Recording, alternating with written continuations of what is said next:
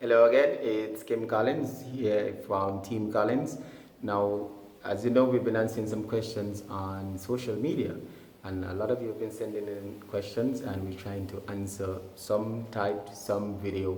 Just so you know, it's this guy, it's this guy. So we have a question from Cleland, and his question is, any tips on performing at a higher level? Now, most of you already perform at a high level, and you just don't know it. The difference is, for us as professionals, this is how we live. Okay? So we're gonna make sure we have the time to do it right.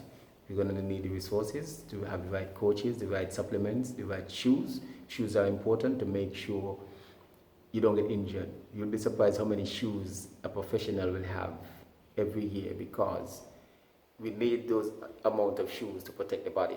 Each time you land, there's a lot of pressure on your feet based on your weight and your body and the activity that you're doing. So it's very important for us to make sure we have the tools necessary. And if you find someone to train with, do not try to outdo the top guy in the camp. No, don't. A lot of people, they try to race people in training, and it doesn't work that way.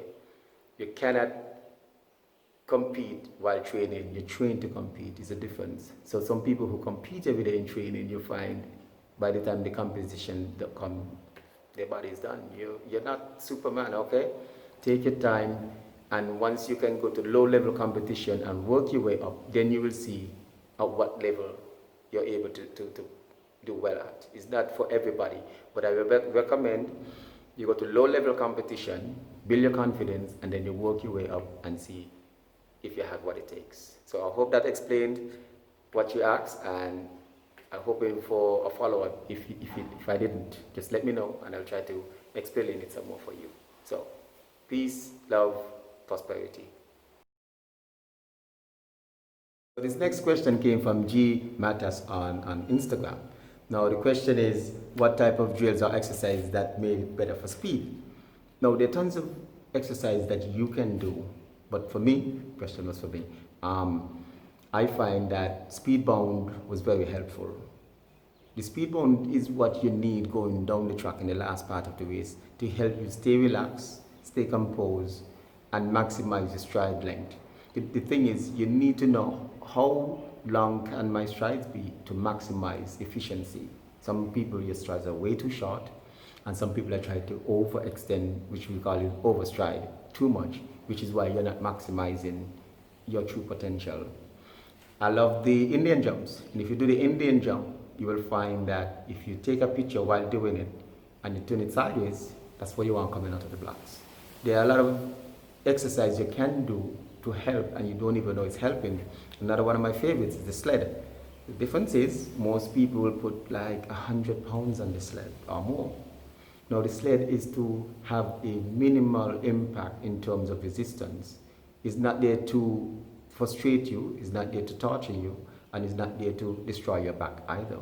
It's there to provide the gentle resistance so that when the sled comes off, the body will be able to perform in a way thinking that I'm pulling weight and exercise and maximize the strides at the start of the race. Because sometimes, especially in my case, the strides were too short at the start of the race. There's also what we call the tuck jump, where you stand and jump both feet at the same time and touch your chest with it. Very good for me. I find it helps the split jumps. So most of the plyometrics, especially what the long jumpers do and the triple jumpers, you can go to a track meet or just a training ground and look at other athletes and see how they develop other parts of their body and how that may help you. I did that in Amsterdam one year with a speed skater. I saw a speed skater and it was like interesting. I didn't see it before, and I saw how the speed skater can help me, and I can do it very well now. And these things take practice. So just understand, we all have to practice, practice, practice. So I hope that helped you a bit, and if not, again, always let me know, and I will try to explain it some more. So thank you very much for your question. Okay, so our final questions come from L. Anagawansky, and I hope I pronounced it wrong. If I didn't, it's my accent, it's not the pronunciation. Okay, cool. So question is about isometric training. Have I ever done that in the gym, and how does it help? It helps a lot, especially in the core area. You need a strong core. When I have had bad races, I don't even have to look at the tape. My form was off. But you need to understand, exception race walking.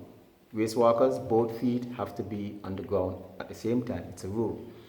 But us as sprinters, jumpers, runners, is 1 foot at a time. So it's very important for the body to understand one leg at a time will have to be able to carry and take the pressure and torture from the body over time for a long periods of time. So the isometric helps with the body being able to carry itself on one leg at a time efficiently and quickly as possible. Also strongly, because each step, some experts claim it's 2.5 times the body weight, especially if you're jumping. So if you think about how much you weigh, and each time you jump, or each time you pound the ground, how much force you're putting on your body, it's very important that you strengthen that body so the body can also respond to the training, respond to the pressure, respond to the torture. So most people, we try to make sure we take the time while doing the isometric training. You don't want to rush it, it's something you want to take time with.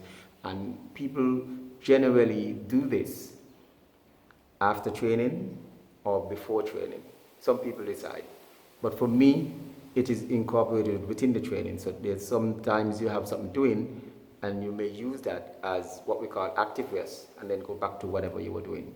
So figure out how much time you have. Can I do this before my training? Can I mix it in with the training, or can I do it after? But the isometric is very a great help. It doesn't make you faster, but it makes you able to run faster by being stronger. I hope you understood that, and I hope it made just a little bit of sense. And if not, hit me up again. I will try to re-explain and get some more research on that and let you understand where the information comes from. Thank you very much for your question.